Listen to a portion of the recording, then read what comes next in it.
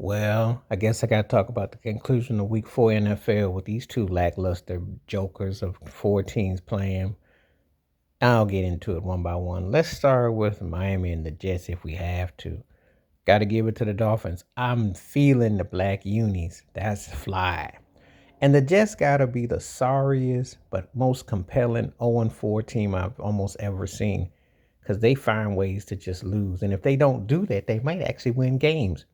Could have beaten Pittsburgh, could have beaten Tampa Bay, and could have won this game last night if they don't turn the ball over late in territory. It's just, you know, Tua did enough to play okay, but they all basically gave him the game. I mean, these two teams are fire sale dumpster divers if there ever was, but the Dolphin uniforms did make the day. I will give them that. Aaron Glenn, yeah, should have stayed with the Lions as a coordinator because the Jets gig is not for long. It really isn't. I mean, the mistakes were just like, come on now, fundamentally. I understand if this was like week 10 to 14, but in week 4, y'all just got out of training camp. Y'all turned the ball over too much. And it's just like the play calling, and they didn't wake up till like halfway part of the game. Fortunately for them, they're playing Miami, and the Dolphins aren't that good either. So it's like, okay, diddly dee and diddly dum. Somebody got to win this joke of a game. So it was, but I did like the Dolphins unis though. I had to give it to them on that. Those unis were fly, but the Dolphins are not. It's a retirement home basically, and that's what has happened. It's just really their retirement at the basement of the AFC East. They're in the Arch Manning sweepstakes. Both these teams are in the Arch Manning sweepstakes with New Orleans. You know who the sorry scrub teams are, Carolina. I ain't got to tell you all the teams that are just dog. That's what they're headed towards.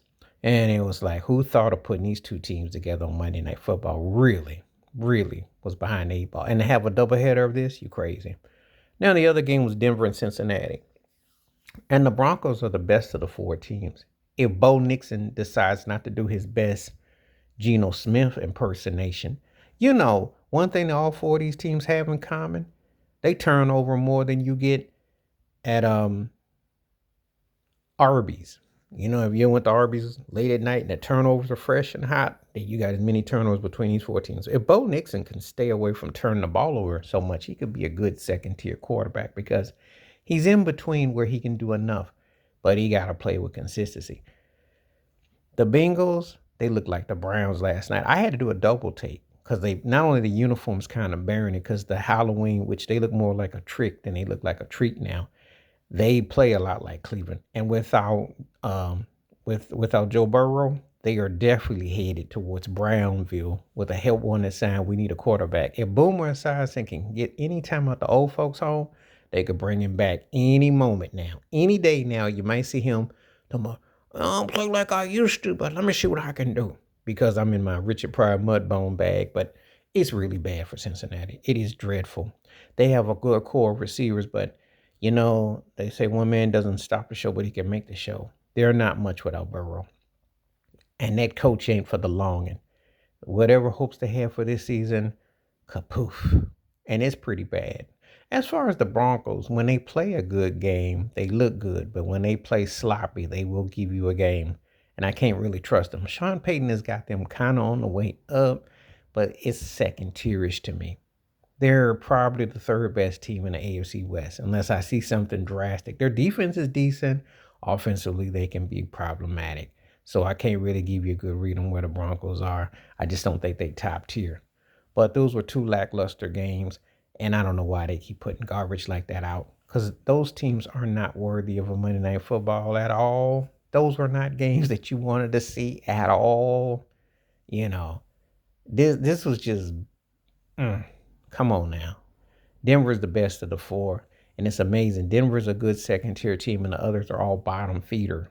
Because the Bengals without Burrow are like a healthy Tua, and what the Jets got at quarterback. That ain't a lot, and it shows.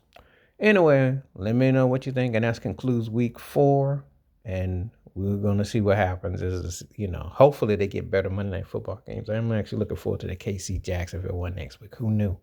But this one was lackluster. This was paint dry gone wrong. Please like, subscribe, welcome thoughts, comments, and I do respond. Thank you. Wash your hands. Keep your mind clear. Watch out for another and share the video if you like. Stay safe, stay blessed, stay woke, stay free. I'm on one time. Peace.